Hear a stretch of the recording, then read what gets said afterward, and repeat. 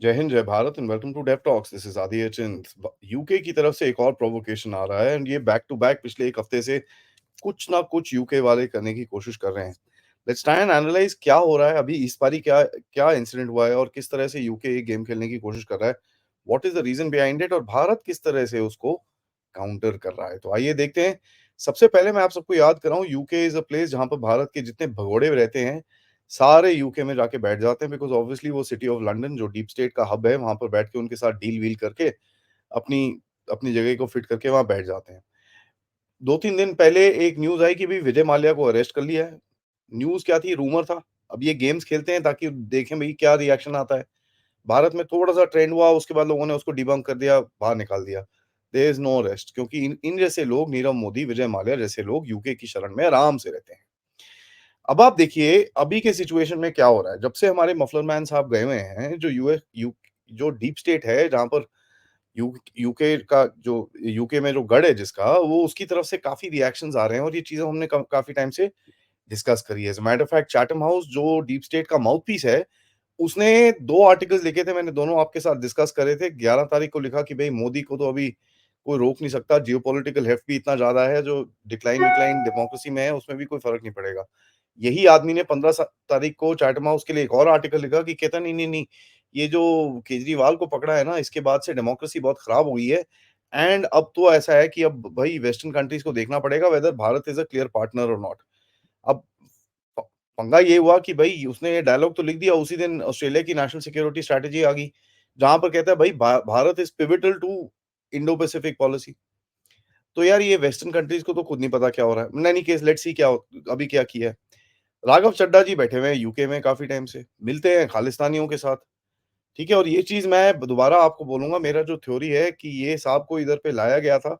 As a matter of fact इनसे ये जो पंजाब में सरकार बनवाई गई थी, ये जो पूरा प्रोपेगेंडा और डीप स्टेट ने हेल्प करी थी मफलर मैन की to make the government in Punjab was to ensure that आपका एक फॉल्ट लाइन बना रहे। मतलब जहाँ पर ये लोग थोड़ी-सी उँगली करें तो आपको दर्द होए। उस फॉल्ट लाइन के चक्कर में ये इनकी खालिस्तानियों के साथ काफ़ी मिल-बैठ, जो भी यूके की डीप स्टेट की मिल-बैठ हुई है और जिस तरह से इस जगह के अंदर ये 2 फार्मर्स प्रोटेस्ट करके खालिस्तानी का नैरेटिव वापस लेके आया गया है, this is something part of a plan and ये चीज़ हमने डिस्कस करी है। ये भी साहब खालिस्तानी से मिलते हैं यार एंड खालिस्तानी यूके की पार्लियामेंट में बैठे हुए हैं तो और भी बोलो, ठीक है? So what what can you से मोर? पिछले हफ्ते क्या हुआ, जेम्स कैमरन जो इनके फॉरेन सेक्रेटरी हैं, उनके साथ सवाल होने शुरू हो गए जी, मणिपुर में क्या हो रहा है? आप क्यों नहीं कुछ कर रहे? ये वो। मणिपुर में उन्होंने बोला भई ये तो नहीं, नहीं, नहीं ऐसा कुछ नहीं है, this is a religious conflict because ये हिंदूज़ वर्सेस क्रिश्चियंस की कॉन्फ्लिक्ट है। Whereas there is nothing of the sort. तो अभी वो भारत को एक रंग लगाने के लिए आप हिंदू वर्सेस क्रिश्चियन कर दिया। उसी के अंदर बोलते हैं नहीं जी भारत में ना बहुत पॉवर्टी है अभी भी, बहुत गुर्बत है, बहुत ये है, बहुत वो है, सब सहारन अफ्रीका से ज़्यादा पॉवर्टी है भारत के अंदर। ये स्टेटमेंट दिए गए विथ यूजिंग डेटा जो कोई 10 साल पुराना था। Now this is really amazing क्योंकि यूएन खुद बोलता है कि साहब भारत ने एब्सोल्यूट पॉवर्टी कंप्लीटली इरेडिकेट कर दी है, लेकिन यूके को वो नहीं दिखता बिकॉज़ यूके का डीप स्टेट क्या है ना, अपने एक एंगल से घोड़े के जैसे वो ब्लाइंडर लगे होते हैं ना, अपने एंगल से उस तरफ से देखता है। So this was something that was done. और ये चीज़ मैं बार-बार बोले जा रहा हूँ, इस बारी का जो फार्मर्स प्रोटेस्ट था, वो एक ऑर्गनाइज़ेशन थी खालसा एड जिसके थ्रू फंड किया गया था। Khalsa Aid is registered in UK, by the way banned in India, ठीक है? इसका जो फाउंडर है उसने तो पूरी तरह से भिंद्रनवाले को अपना मतलब बाप-दादा बनाया था।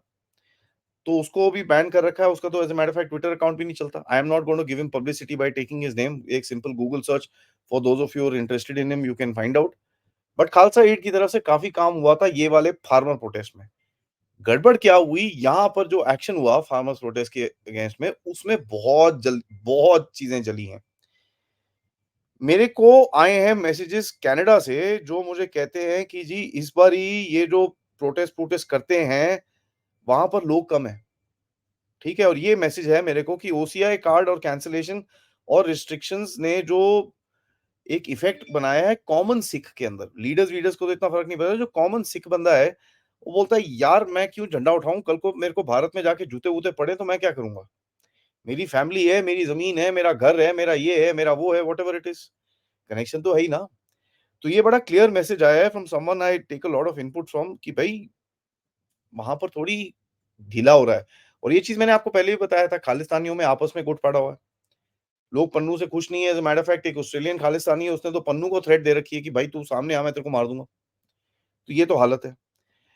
उसके बाद देखिए अभी क्या चल रहा है, बैक एंड में इंडिया और यूएस की एफटीए की डील टॉक्स चल रही हैं, फ्री ट्रेड एग्रीमेंट की। उसके बारे में भी पार्लियामेंट में सवाल उठे कि भई ये क्या हो रहा है, वो क्या हो रहा है? इन्होंने बोला कि जी हाँ जी, का एक्सेस तो काफ़ी मिल गया है बट पूरा नहीं मिला है, भारत इन चीज़ों में ये कर रहा है, वो कर रहा है एंड ऑल दैट स्टफ। और ये चीज़ मैं काफ़ी टाइम से बोल रहा हूँ, यूके का ये जो गेम खेलने की तरीका है, आपको कुछ प्रेशर के अंदर लाने का तरीका है कि यार देखो ऐसा है, आप हमारे साथ डील साइन करो। Right? They are trying to play this stupid pressure game and ये इनको पता होना चाहिए भारत में ये चलता नहीं है। इनके गार्डियन न्यूज़पेपर, इनके ये न्यूज़पेपर, वो newspaper, it doesn't have any value.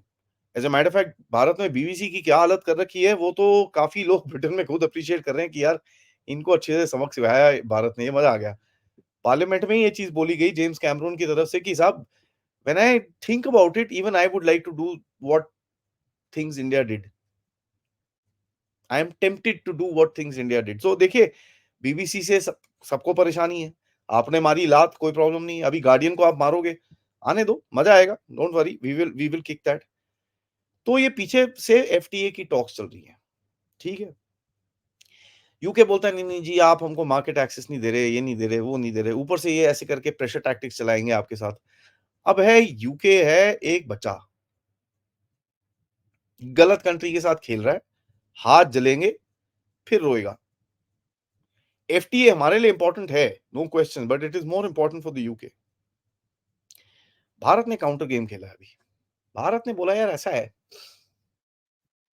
FTA में आप हमको ना आपकी जो ये कार्बन टैक्स है, ये हटा दो, हम नहीं देंगे आपको। ये एफटीए के पार्ट में नहीं आएगा, हमारी जो भी प्रोडक्ट सर्विसेज़ आएगी उसके अंदर कोई कार्बन टैक्स नहीं होगा। अब ये देखिए वेस्टर्न कंट्रीज़ के अंदर जहाँ पर ये ग्रीन एजेंडा काफ़ी उछलता है, वहाँ पर आप जाके अगर कार्बन टैक्स बोलो, तो लोगों को हार्ट अटैक आ जाता है। क्लाइमेट चेंज के चक्कर में लोग उम, पिस्सी हो जाते हैं वहीं पर ही, रोड ब्लॉक कर रहे हैं, ये कर रहे हैं, वो कर रहे हैं। आपको पता ही है ग्रेटा थनबर्ग के सारे फैन हैं वहाँ पर। तो आपने जाके बोला कि साहब ऐसा है, हम तो यार कार्बन टैक्स हटाने बिना हम नहीं कर सकते। आप ज़रा ये हटाओ, 5-10 साल के लिए ना आप हमको एग्ज़ेम्पशन दे दो। वहाँ पर छपने लगे articles, India seeks UK carbon tax exemption in free trade talk deals. India to use approaching UK elections. आहाहाहा! कह रहे हैं कि भारत अभी ऋषि सुनाक पे प्रेशर डाल रहा है, ताकि ऋषि सुनाक को एक विक्ट्री मिले, यूके के इलेक्शन से पहले। तो भारत को पता है ऋषि सुनाक प्रेशर के अंदर है और तभी चाबी घुमा रहा है। वो बोल रहे हैं, मैं नहीं बोल रहा। As a bargaining chip and any exemption of this sort will be controversial. Controversial क्यों होगा? क्योंकि यार इनकी ना नैया डूब जाती है जब भी आप क्लाइमेट चेंज के अगेंस्ट कुछ बोलो, राइट?